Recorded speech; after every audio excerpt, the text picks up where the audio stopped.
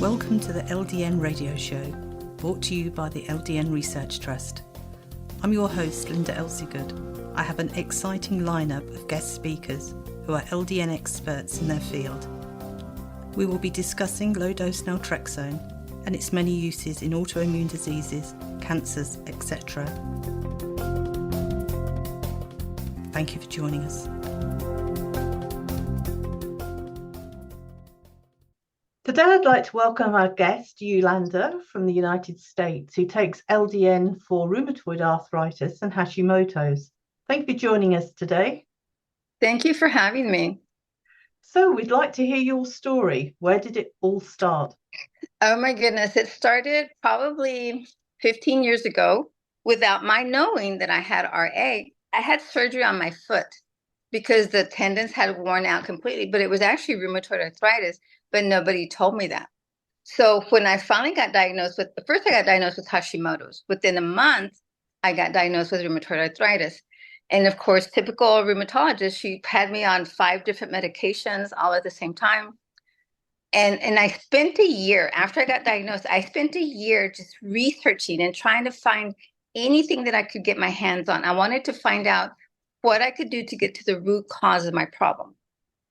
And plus, I also had added incentive because my mom has RA. She had RA. And hers was, progressing. And it was really, really bad. She couldn't use her hands. They were all twisted. Her finger. It was really sad to see. And I didn't want to end up like that. Plus, I use my hands a lot. I primarily had it in my hands.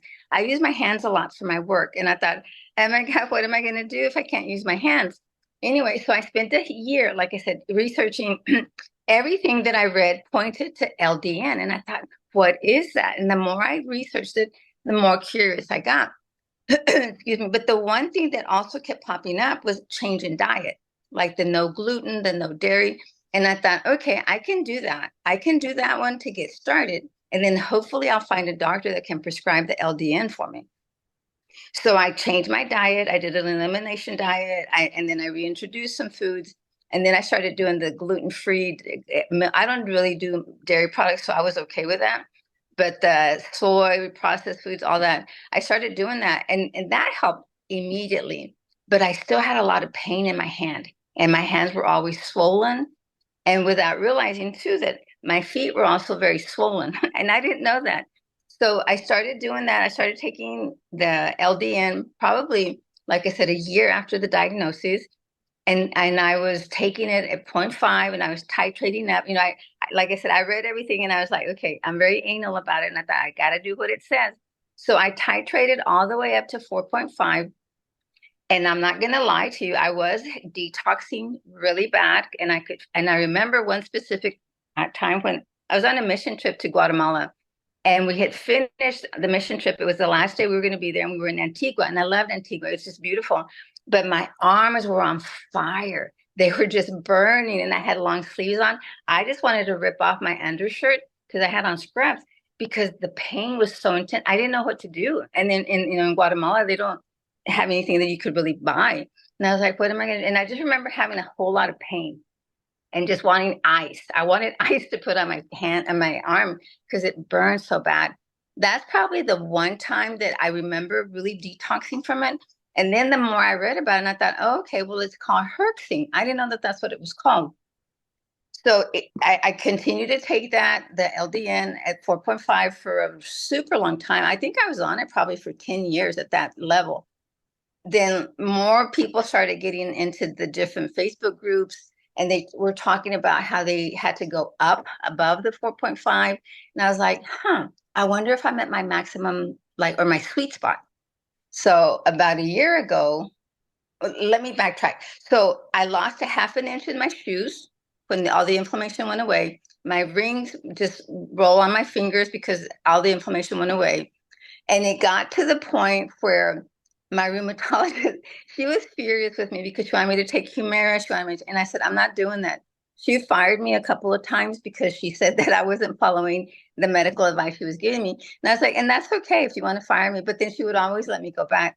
At the end, it's going to be 3 years in December that she discharged me completely. And she told me, she's like, I can't do anything for you anymore. She said, you don't have any more pain. You have no more inflammation in your fingers or your hands.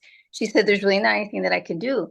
And then she finally admitted to me, she said, I tell my other patients that I have a patient that takes a special medication. She didn't want to tell the patients what it was, which is the LDN. And she also eats a really clean diet. And with those two combined, she's gotten her rheumatoid arthritis. It's in remission. And I was like, really? I said, I made you a believer, huh? She's like, yeah, you really did. And so I'm real curious. I wish I could go back, but she's real busy right now. She doesn't want anybody to come to see her. So I could talk to her and tell her, that I'm still almost 3 years later and my hands are still fine. There's nothing wrong with them. Anyway, so I found out that, like I said, that half a shoe size, I needed to buy new shoes. And I have a closet full of shoes now that I can't wear. My rings were just spitting on my fingers. And I just felt so much better. It did take a while for me. And I don't know if just that my RA was so bad that's why it took so long. And I would tell my mom, I was like, Mom, do this with me. I'll get you the LDN. I can get it for you. My mom never did it. And it just really made me sad towards the end. And for me, it's just been a game changer completely. I'm so glad that I found a doctor that could prescribe it for me initially. And then when she disappeared, I scrambled. And that's how I found ldndirect.com on Facebook. I found several other Facebook groups, and they're the ones that directed me on who I needed to contact. Otherwise, I would be up a creek right now. I think I would be really incapacitated. I wouldn't be able to use my hands like my mom did. So I was really fortunate in that. And then I found a functional medicine doctor that I use for my Hashimoto's. And he said, well, I can prescribe the LDN for you. But he just admitted to me last week that he doesn't know too much about it. Like he doesn't know if it's long-term. And I said, that's okay. I have people in my LD in the direct.com, that group, Facebook group, they can help guide me and I'll tell you what you need to do. And he was okay with that because initially he was like, well, I can prescribe it with you for you, no problem. And then he finally admitted that last week. So I thought that was hilarious. But he told me that if I wanted to, he would prescribe me 0.5 milligram so that I could take the 4.5 and try an additional 0.5 so that I would be taking 5 to see how I reacted to that. I did detox from the additional 0.5. And usually when I would detox, I would end up with fever blisters. And I was like, okay, so that's working. So that's a good sign. And so I'm at 5.0 right now. And I don't know if I want to continue to go up or not, because I still may not be at my sweet spot. It's just I'm comfortable where I'm at. I'm very comfortable being at 5.0. And with my rheumatoid arthritis being in remission, my antibodies for my Hashimoto's are at 9. So in my labs, and the last labs that I had said in order to be in remission, they had to be less than 9. So in my book, that means that it's basically in remission too. And I asked my doctor about that, and he said, well, so yeah, your antibodies can be, low, but that doesn't mean that your Hashimoto's is in remission. It's like, well, I think it is because I don't have any other problems going on with the Hashimoto's. It was just mostly the antibodies. So now I do have hypothyroidism, and I said, that's what I want to work on next to get that into remission. So like I said, it's been a real game changer for me. I convinced my older sister I'm going to go see my dad next week. And I told her, I said, I'll help you find the website. I'll pay for your initial visit if you want me to, because she's on disability, and I will help you get the LDN. I said, because I really think you need it. And this time around, she agreed to do that with me. And I was like, that's fine. When I go next week, I'll help you. I want you to take it because all my siblings have rheumatoid arthritis. They all have it, but none of them want to do anything about it at all. And I'm like, but mine is in remission, and you can get yours into remission too. But I talk mostly to my older sister, and she's okay with it now. She's good with that. And I'm also glad about that because my daughters, I was really concerned about them because I don't know if it's hereditary or not. But I've told them always, when you go to the doctor and have labs, and always check your ANA, check for any other autoimmune disease at all. And if you get it, you've got to do the same thing that I did. Otherwise, you're going to suffer with it for a long time. And you're not going to have a good life later on. So, and I know my older daughter believes me. I'm not too sure about my younger one, but because my older daughter lives here in town as well. And she sees the benefit. She sees what it did for me. So she's a big believer as well. And the good thing is that she's in medicine too. So it's like, well, be sure and tell all your friends about it because it does really work. I'm living proof. So before you started LDN, could you describe to us a typical day from when you got up till you went to bed? Like today is my remote day, but No. before you started LDN? Oh, before I started LDN, oh my goodness, I used to be in so much pain, my hands. And like I said, I finally put two and two together. I thought the pain I had and the surgery I had on my foot, it's because it was the RA. That was the first sign of the RA, and I didn't know that that's what it was. And I would just be in a whole lot of pain. And it didn't matter. I could take Tylenol, Motrin. It didn't matter what I took. The pain was just always there. And it didn't really hinder my getting dressed or anything like that. But I was in a lot of pain by the time I got home from work. I was in a lot of pain, and I had to sleep with my hands underneath my body to keep them warm. Otherwise, if I just slept with them, like my hands just out, I was in so much pain. I couldn't sleep. I was so miserable. I really was. It was probably the worst time of my life. And like I said, I use my hands a lot because I type, and I'm always typing. And I thought, gosh, if I can't use my hands, what am I going to do? I'm going to have to go on disability. And I think that was also added an incentive for me to do something, to figure out something for me, because I didn't want to go on this. I was too young. I was only in my late 50s, maybe mid 50s. But I didn't want to live like that. And I didn't want to live like my mom did either towards the end of her life. So what other symptoms were you experiencing at that time? My hair looked like straw. It was real dry, real thin.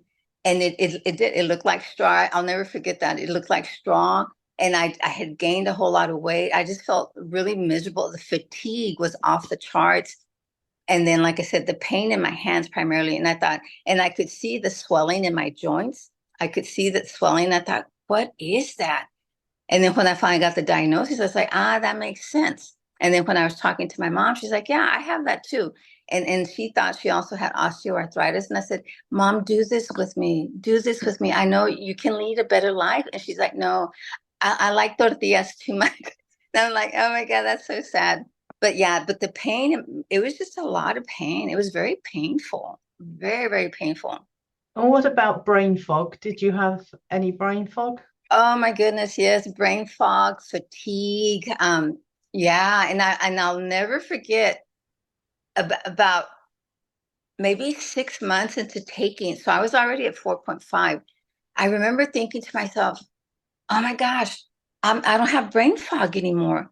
I was actually alert and I knew what was going on. And it scared me because I thought, gosh, I live in a big city, and I thought, and I'm driving and I'm going to have brain fog. But luckily I managed to get around without ever having an accident. And I was able to do my work also. But once I came out of that brain fog, I was like, oh my gosh, I don't have any more brain fog. I actually knew what was going on. And I thought I didn't realize it was that bad until I realized. And then I realized just like, hey, I don't have any more pain. I have no more pain in my hands. The inflammation took a while to go away, but I didn't have any more pain in my hands. I didn't have to sleep with my hands under my body anymore. So that was good. And how was your sleep once you managed to get off to sleep? Once I managed to get to sleep, I mean, I was taking some medication to sleep, and so I didn't like that. And so I weaned myself off of it completely. And I've been told that that was probably not a smart thing for me to do. And I was like, that's okay. I weaned it probably took me a month, maybe 6 weeks to wean myself completely off of it. But I slept fine. I slept okay. I didn't have any problems sleeping. And I wouldn't, now since my mom passed away last year, now I've been having problems waking up in the middle of the night, not being able to go back to sleep. And I know that that's adrenal fatigue. I know what's going on. So I'm not too concerned about it. But when I sleep like a log. I sleep the whole night through without ever waking up. And that's really good because I did lose a lot of sleep. I did. Yeah. And was it easy to lose the weight you gained? It was relatively easy. The diet that I changed to, I mean, like I said, I just felt so alive, so different from what I had felt for a long time. And I knew that was helping. But then I did have a little bit of help initially to get the weight off. But once the weight started coming off, it just came off, just flew off, no problem. But like I said, since my mom passed away and with the problems I've been having, I've gained the weight back, but I know that that's just temporary. I know that's going to come off. But yeah, when everything was working really well and eating right and no sugar, nothing else I was eating, yeah, the weight came off pretty easily. And my hair stopped looking like straw. It was actually growing in. And that was good too. So I was happy about that. Good. Well, you Yeah. seem a huge advocate of LDN. So Oh my goodness. good. Anybody that I talk to, and I try, the guy, I have a trainer, his mom has fibromyalgia. And I bought the book, the last book that came out on LDN. I bought it and I took it to him. I said, look, there's a whole section in here on fibromyalgia. I said, take it to your mom and read it. Have her read it. So I can tell her what websites to go to get more information. And if she wants to try it, I can help her. And he's like, yeah, I really, because apparently she's got it really bad. So there's so many people that have autoimmune, just so many people. And I'm like, I can help you with that. I can help you with that. I know what you need to do. Yeah, I am. It's the best thing that has ever happened in my life. It really is. I love the LDN. Can't imagine living without it. Well, we've come to the end, and I can't thank you enough for sharing your story with us Oh, today. yeah. No problem. No problem. Thank you so much for having me. Any questions or comments you may have, please email me, Linda, Linda, at ldnrt.org. I look forward to hearing from you. Thank you for joining us today. We really appreciated your company. Until next time, stay safe and keep well.